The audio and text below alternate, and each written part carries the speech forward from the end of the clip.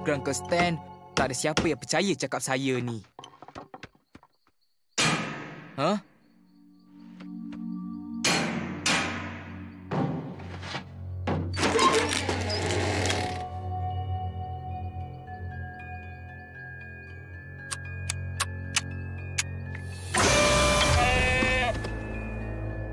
Apa ni?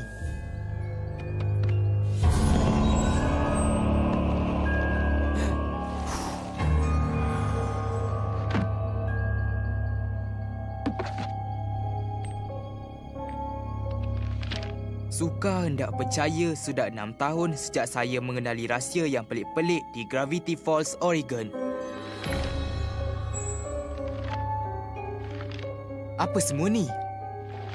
Malangnya rasa syak saya memang benar. Saya diperhatikan. Saya mesti sorokkan buku ni sebelum dia jumpa. Ingat, di Gravity Falls, tak ada siapa yang boleh dipercayai.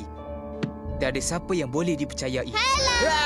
Baca apa tu? Perkara yang membosankan? Tak ada apa-apalah. Tak ada apa-apalah.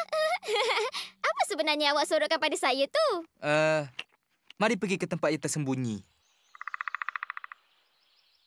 Ianya hebat. Grunker Stan kata yang saya ni paranoid. Tapi dalam buku ni tertulis yang Gravity Falls ada tersimpan rahsia sulit. Wow, biar betul. Tengok ni, tulisan di halamannya berhenti. Ianya seolah-olah orang yang menulisnya telah hilang secara misteri.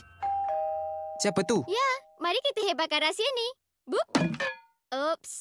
Perempuan ni ada temu janji. Woo-woo.